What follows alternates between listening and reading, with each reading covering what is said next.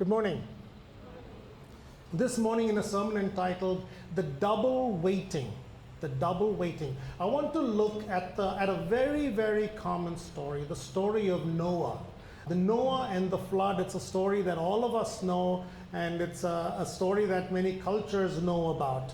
Our text is from Genesis chapter 6, 7, 8, and 9. And I won't go through the entire thing because I'm sure you've heard the story, and I'm sure you've heard numerous sermons on the story.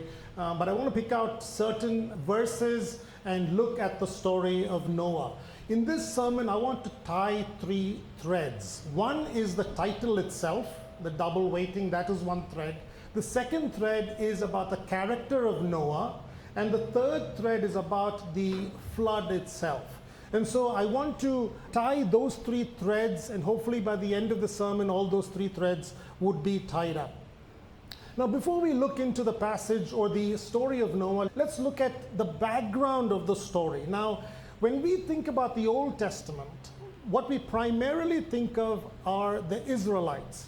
And from Genesis chapter 12 onward, we have the story of Abraham and the Israelites all the way till Malachi chapter 4.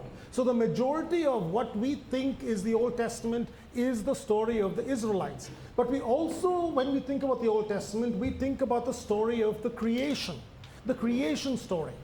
And from the creation story, the story of Noah is an important connection from the creation story to the Israelites. And Noah is like Adam, because they started like new, they walked with God, they were stewards of animals, and they had a blessing with the promise. But Noah is like Adam, but he's also like Moses. Because like Moses, there is a covenantal talk. There is a talk of clean and unclean animals. They both built edifices. One person built an ark, the other person built a tabernacle. Both Noah and Moses were saved from water. One by, as we know, one by an ark, the other one through a little boat that his sister Miriam made. So there is similarity between Noah and Adam, and there is similarity between Noah and Moses. This morning I want to tell you four things about Noah. The first one is his character. Noah was a righteous man. Noah was a righteous man. Let's turn to Genesis chapter 6, and I will read for us verses 8 and 9. Genesis chapter 6, verses 8 and 9. Let me just read it for us. But Noah found favor in the eyes of the Lord. Verse 9, Noah was a righteous man, blameless in his generation. Noah walked with God. He was a righteous man. In fact, this is the very first time that the word righteous is being used in the Bible, and it is used in relation to Noah. But we need to look at the context of his righteousness. What is the context of his righteousness? And that is in verses 5 through 7. And this is what it says. The Lord saw that the wickedness of man was great in the earth, and that every intention of the thoughts of his heart was only evil continually. And the Lord regretted that he had made man on the earth, and it grieved him to his heart. So the Lord said, I will blot out man, whom I have created from the face of the land, man and animals and creeping things and birds of the heavens, for I am sorry that I have made them. But Noah found favor in the eyes of the Lord. He was righteous in the context of wickedness. He was righteous in the context of wickedness. It's easy to be righteous in the context of righteousness, isn't it? It's easy to be holy when you're in church. But how about righteousness in the context of wickedness? How about if you are the only Christian in your class? How easy is it to be righteous in the context of wickedness? How about if you're the only believer in your workplace? How easy is it to be righteous in the context of wickedness? In the West, it is a secular culture. Yes, there are Christian countries from a Judeo-Christian background, but the culture is very, very secular. So when people grow up, when people go to college, kids grow up in a Western culture, it is a secular culture. In the East, it is a religious culture, but depending on the culture, in the Middle East, it is an Islamic culture. In India, it's a Hindu culture. How easy is it to be righteous in a non-Christian culture? Abraham walked with God. In fact, it says that he walked with God even before he did anything in obedience to God. Noah had a relationship with God already before he obeyed God. And God made a covenant with Noah. Look at what it says in verse 18. Chapter 6, verse 18. But I will establish my covenant with you, and you shall come into the ark, you, your sons, your wife, and your sons' wives with you. Now, this sentence is very, very important, very, very critical. Because God makes a covenant with whom? With Noah. And it is only to Noah, because that word you is in the singular form. God is making a covenant with Noah and Noah only. And anything else that's mentioned in the sentence, it is related through Noah. Look what it says. I will establish my covenant with you, and you shall come into the ark. You, your sons, your wife, and your sons' wives. You see, everybody else gets to experience the blessing of the covenant, the blessing of Noah's righteousness, the blessing of Noah's obedience, but the covenant is through Noah in this case. When God blesses a person, everybody in that person's orbit gets the blessing also. Okay, it's not just, oh, I got the blessing and it's only me. No, everybody in that person's circle, in that person's orbit also gets the blessing, as it is in this case. But the opposite is true as well. If one person does what is evil, it's not that just that person will suffer the consequences of their actions. Everybody in the orbit of that person suffers the consequences of that one person's actions. An easy example is from the book of Jonah. Jonah was running away from God, and God wanted to get a hold of him. Everybody in that ship, even though they were likely pagan sailors in the ship, everybody on that ship on which Jonah was suffered because of Jonah. We have a ministry among drug and alcohol addiction. That's what our parents do. It's called Life Challenge International. And we have men who have been on drugs or alcohol or other addictions for years and decades. And they come, and it's not just them that are struggling. Their activities has caused their entire family a lot of hardship. So curses work in a group, so does blessing. In this case, Noah was righteous, and his family and the world was blessed through the righteousness of Noah. Second, let's look at his ministry. Noah was a preacher of righteousness. Turn your Bibles to 2 Peter chapter 2, verse 5. 2 Peter chapter 2, verse 5. And let me read it for us. If he did not spare the ancient world, but preserved Noah, a herald of righteousness. Noah was a preacher of righteousness. He preached to a disobedient generation as he was building the ark.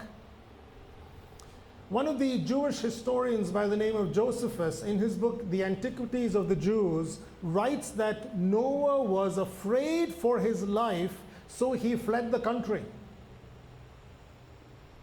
Now, when we think about Noah preaching while he built the ark, we forget that he was living in a very wicked generation, so wicked that God wanted to destroy it. And the word violent is used multiple times in describing this generation. It was a violent generation.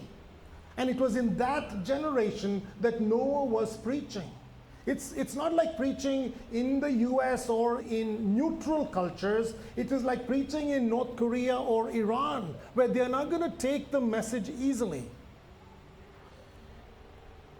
And so God told him to build an ark. How old was Noah when God told him to build an ark? We know he was 600 years when the floods came. But the Bible doesn't clearly say how old he was when God told him to build the ark. But there seems to be a clue in chapter 6, verse 3, because this is what it says. Then the Lord said, "My spirit shall not abide in man forever, for he is flesh. His days shall be 120 years. Maybe this is saying that there's only 120 years left until the floods come. And so if this is true, then Noah was 480 years old when God commanded him to build the ark. And if that is true, his kids were not even born when God commanded him to build the ark. Let me ask you a question. How was his preaching ministry? Well, nobody got converted, right? Nobody else came. Nobody else came into the ark. If he preached for 120 years, nobody came. Nobody else was saved. It's easy to think that his ministry was a failure, but his 3 children came and their wives came, right? I mean, it's possible that his kids could have said, you know what, I'm a pastor's kid, I'm going to run away. It's easy, that's what happens to pastors' kids. But his 3 children came and their wives came, so that is a success. What we think is success in ministry need not be what God thinks it is. What we think is success in ministry need not be what God thinks it is. What God thinks is success in ministry can be completely different to what we think is success in ministry. In 1912, a medical missionary by the name of Dr. William Leslie went to live and minister among a very tribal people in the Democratic Republic of Congo. He worked there for 17 years and he came back to the US a very disheartened man because nothing he did seemed to produce fruit. He lived for 9 more years and he died. In 2010, about 100 years later, a ministry group led by the Tom Cox Ministries went to these areas in order to share the gospel for the very first time. And these areas were in the Democratic Republic of Congo, was very hard to reach. From the main airport, you had to take a 3.5-hour flight in a small plane and land at a smaller airport. From there, you had to walk 1 mile to the Kwilu River. And in the Kwilu River, you had to take a boat and go 1/2 mile on the other side of the Kwilu River. And then you had to walk 10 more miles before you finally reached the tribal group called the Yansees. And when Tom Cox and David Ramsey went to the Yansees, what they found was a network of reproducing churches. There was one cathedral in the middle that was built in the 1980s that could seat 1,000 people. And in the 1980s, the church got so full that they started church planting ministries such that in 8 villages over a period of 34 square miles, there were 8 other churches. Dr. Leslie had no idea. You see, we do ministry and we have no idea about the extent of the work that God is doing through His Word and through His Spirit. It's not about us. It's about what God is able to do. One of the ministries I do, well, the main thing I do is preaching and teaching, but the mode I do it through is through my website and through radio broadcasts.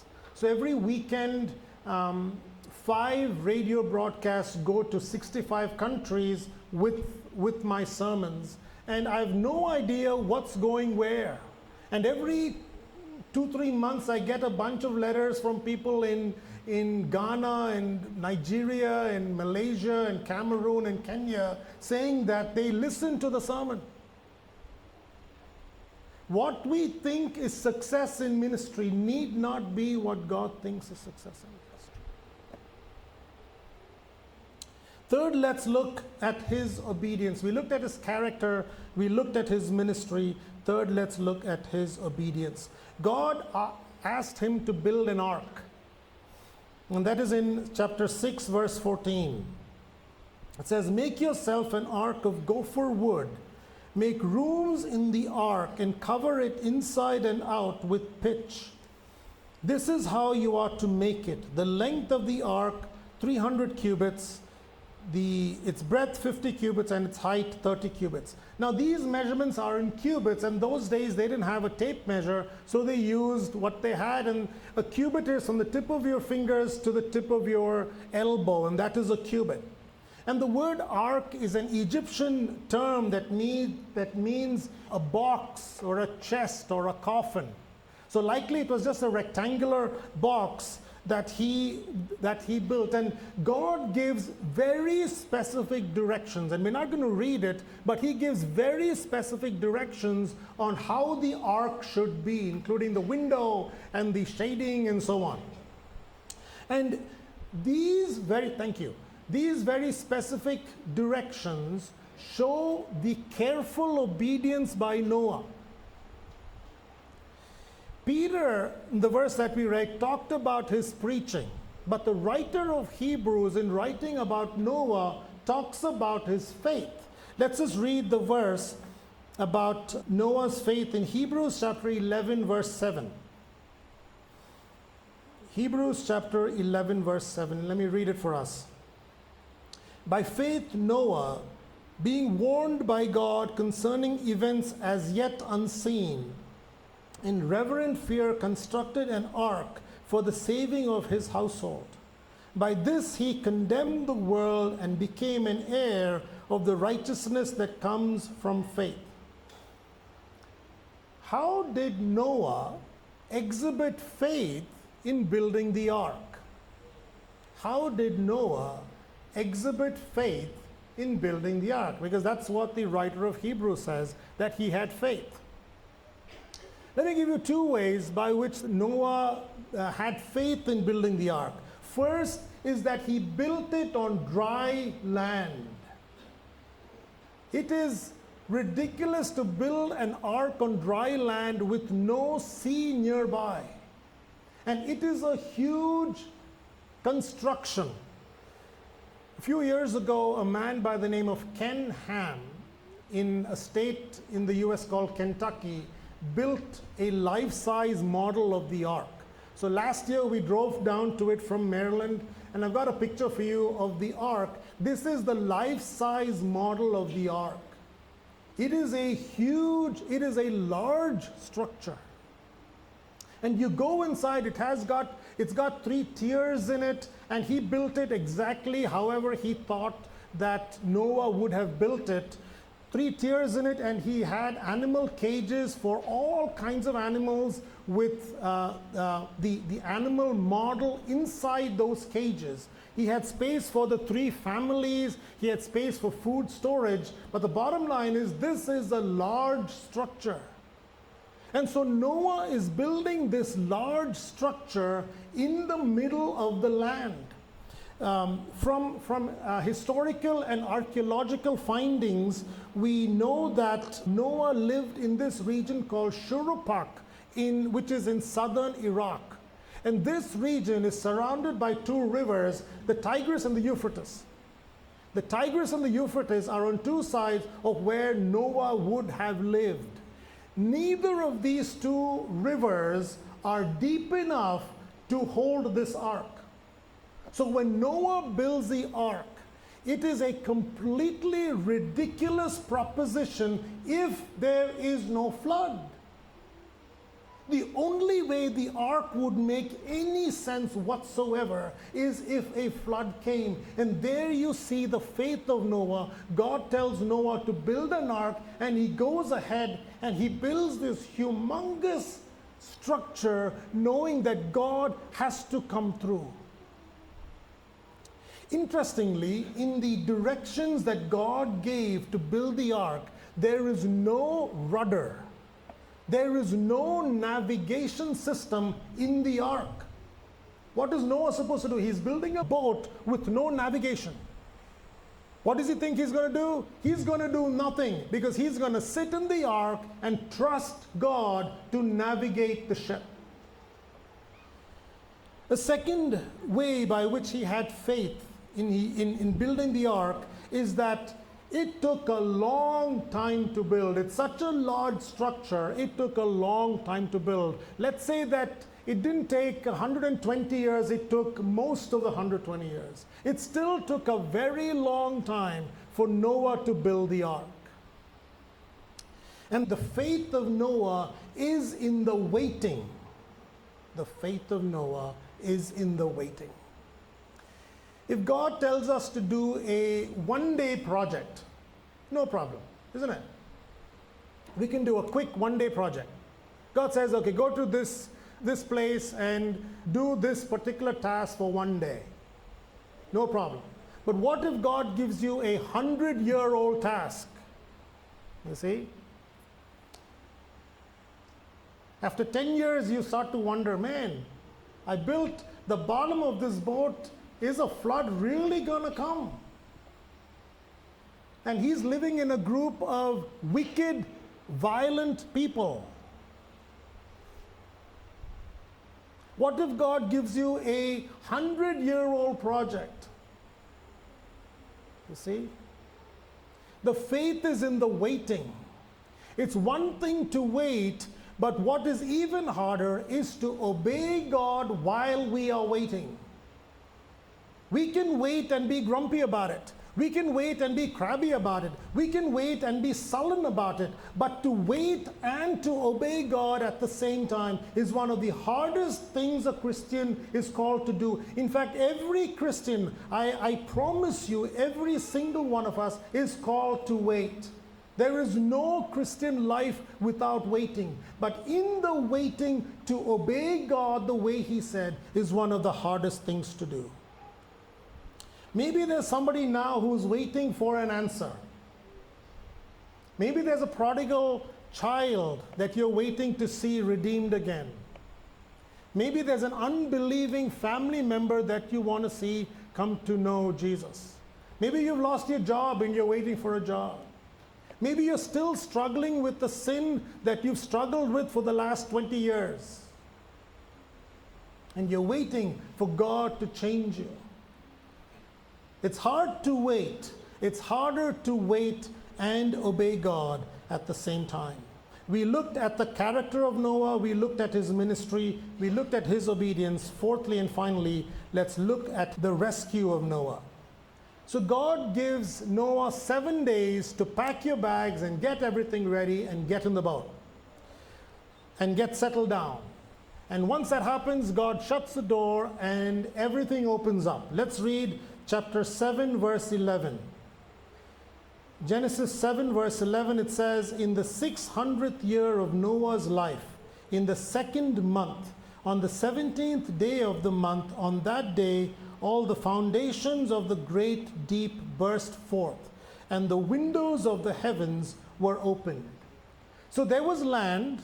Noah got into the ark. There's no water. And God shuts the door. There's still no water. And then the floodgates open up. Water from the bottom comes up. Water from the top comes down. The Bible doesn't mention about rain prior to this. I'm not saying there wasn't rain prior to this, but the Bible doesn't mention rain prior to this.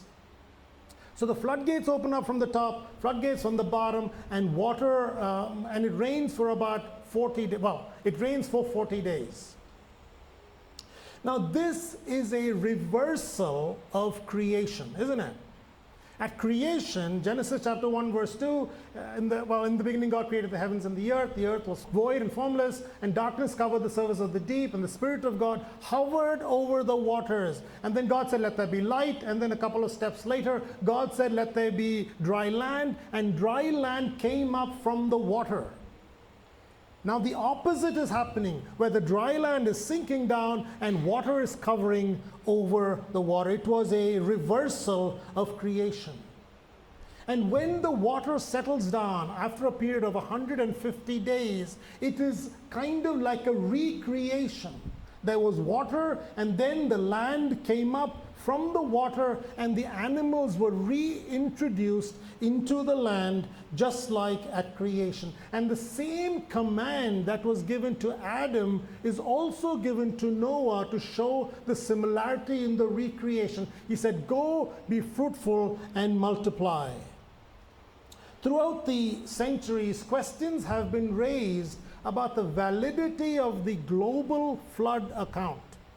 Okay? So I'm going to give you a couple of evidences of why a global flood would have happened. Now, the odds of somebody asking you, well, prove to me that the flood happened, is probably very, very low.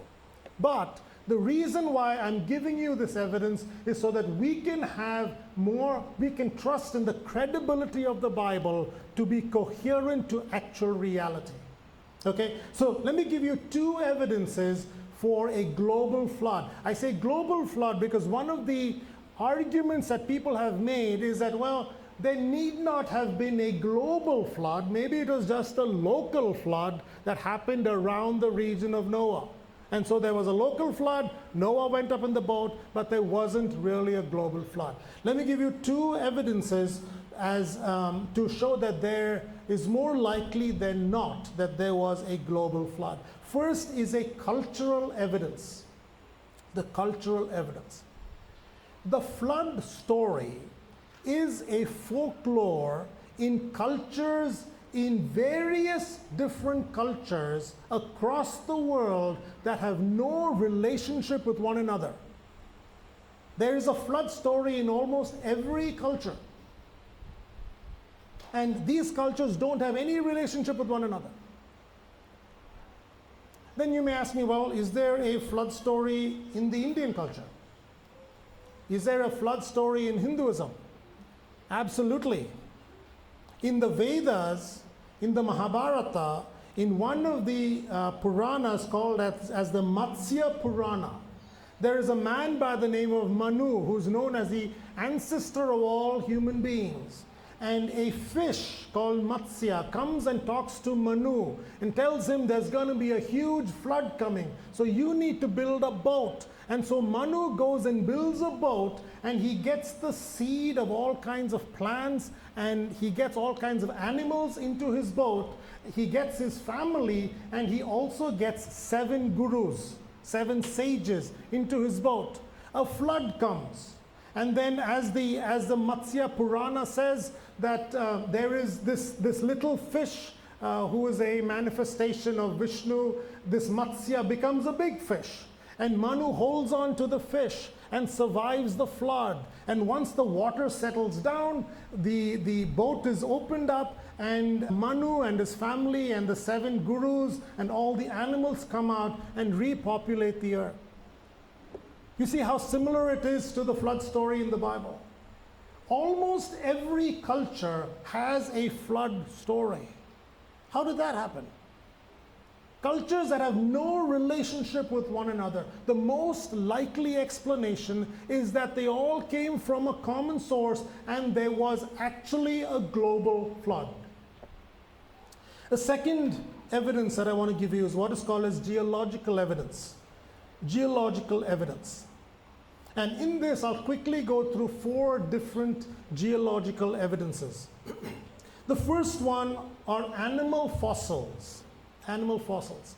Now, there is a region in Peru called as the Miocene-Pliocene Pisco Formation. This is a 640-meter high region that has a lot of whale and other marine life fossils.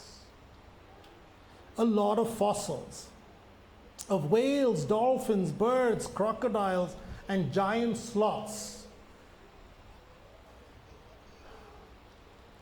And the interesting thing is, if it was a, let's say, 1 centimeter tall animal, okay, that can happen in one rain. The rain comes, the mud or the sand goes on top of this animal, the animal dies, and then it becomes a fossil. But how can you explain a fossil of a large animal? You see, the large animal is not just sitting there waiting for layers of the mud to slowly come and cover the animal over thousands of years. It's not going to happen. So this is not a death that happened slowly. This is a death that happens suddenly. How does a large animal get covered with mud and sand at one time? Likely through a flood that happened and covered the whole thing. And there's numerous fossils of large animals in this particular region. Let me give you a second example. Plant fossils. Let's say that you had a small plant.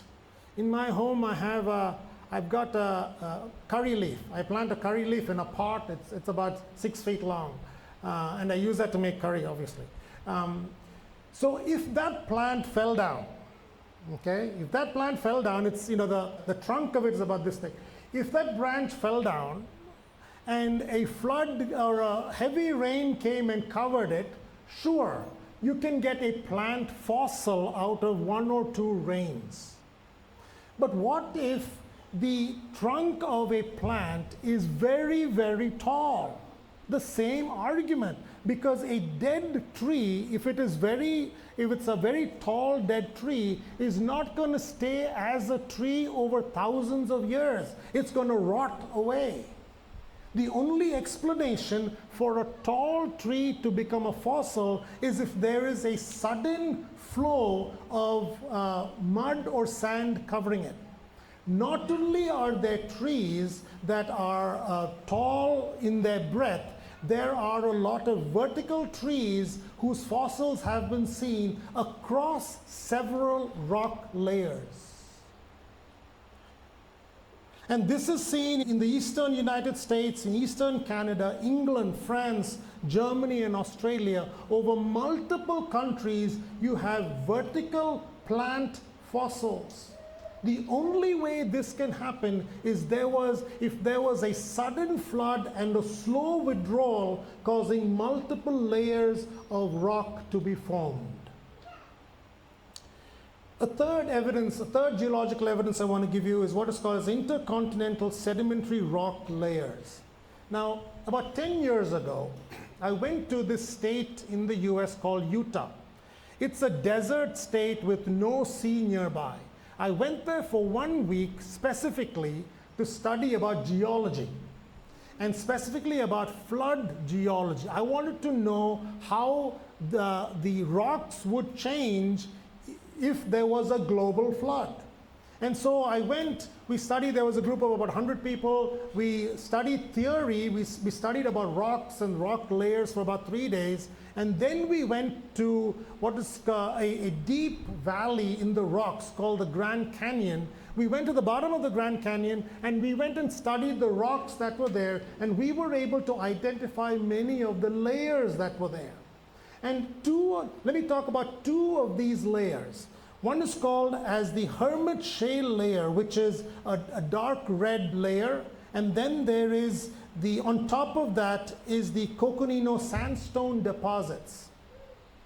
There is a red layer of Hermit Shale, and then there is a yellow layer called the Coconino sandstone deposits. Now this was there in the Grand Canyon, and it is all over the world. The same pattern is all over the world. The same layers of multiple rocks are in multiple different continents that have no relationship with each other.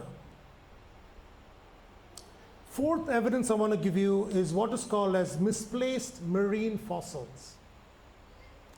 Let me ask you a question. Did any sea creatures die during the flood? Right? Noah did not save any sea creatures. He brought only land creatures into the ark.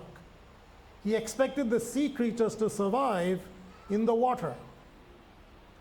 So, did any sea creatures die in the flood? And the answer is yes. How could they die? They died because when the water came up, they were swimming around everywhere, and when the water went down, certain animals got stuck in the middle of the land. Like if there was a whale above Bangalore city during the flood and the waters receded, the whale got stuck in Bangalore and there's no water big enough for the whale, and so it died. You see, there were misplaced marine fossils. Misplaced marine fossils. And the interesting thing is that there are marine fossils found in the Grand Canyon, which is a desert with no sea nearby.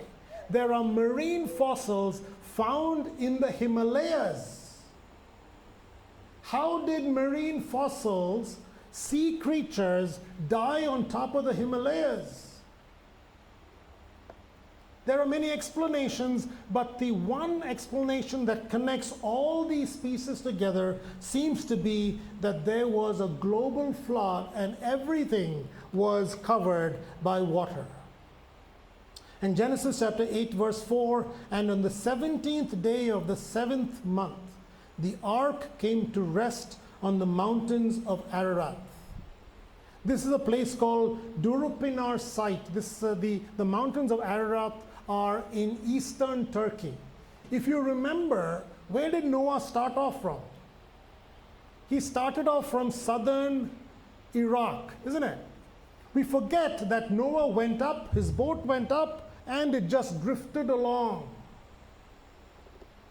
He ends up in eastern Turkey after he started in southern Iraq, about 850 kilometers. That's like having an ark in Bangalore and you land, by the time the flood is done, you land in Pune, 850 kilometers away.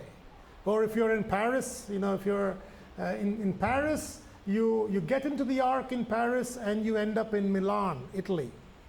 Or you get into the ark in New York City and you end up in Detroit. Let's read one more verse and then I'll wind it down. 1 Peter chapter 3, verse 20.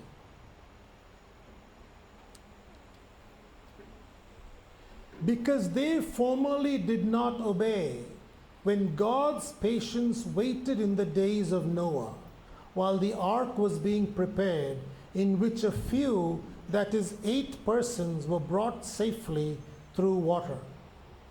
We saw how we need to wait in obedience to God.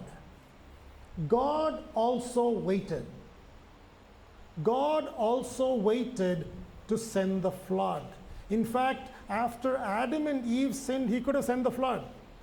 But he waited 10 generations to see if there would be righteousness. There would be an occasional man like Enoch who was righteous. But people in general became more and more wicked. God waited 10 generations, and when their sin had reached its fulfillment to where God had to punish, that's when he punished. Then he waited 120 years after telling Noah to build the ark. He waited 120 years before the floods came. Let me ask a very simple question to the Sunday school students. Who was the person who lived the longest in the Bible? What's that? Longest in the Bible.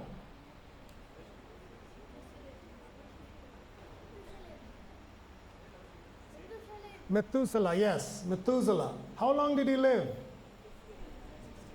969. Well, let me ask you a slightly harder question. Why did he live that long? Why did Methuselah live that long? You see, it's the longest. Nobody has ever lived that long before him or since then. If you study the chronology of generations prior to Methuselah, or prior to the flood, known as the antediluvian chronology, you find a very interesting finding about Methuselah. Methuselah outlived his son, who was Lamech, and Methuselah's grandson is Noah. When did Methuselah die? Methuselah died in the year of the flood. I'm not saying Methuselah drowned in the flood. I'm saying that Methuselah died in the year of the flood. The name Methuselah has two meanings. It can mean a man of the javelin. A second meaning is when he is dead, it shall be sent. When he is dead, it shall be sent. Why did Methuselah live this long? He lived this long because God was waiting. God was waiting and waiting and waiting for people to turn to him. And with each passing year of Methuselah's life, it was an example of the patience of God as he was waiting. Finally, the patience of God ran out and the judgment came. Methuselah died, and when he is dead, it shall be sent. The flood was sent, and God's judgment was executed. God is still waiting, isn't he? There is a figurative Methuselah that is holding back the judgment of God. Jesus came at the right time, but he's waiting to come back. And there is something that's holding the coming of Jesus again. The Holy Spirit is holding back. God is holding back the coming of Jesus again for one more year, as he's waiting for people to come. Noah was waiting for God, but God was waiting for people. What Noah didn't know, that Noah was indirectly waiting for people to come to God. We may not know the reasons why we are waiting. We may be waiting in obedience, which is hard to do. And we are waiting for God to move. And God is waiting for people to move. God is waiting for people to turn to him. And we don't know that. We are indirectly waiting for a blessing for somebody else to happen because of our waiting. There is always a double waiting in our lives. We are always called to wait. And God, in his extravagant patience and extravagant grace, is waiting for people to turn to him. We may never know the reasons, but like Noah, we can have faith that God knows what he's doing. Thank you. God bless you.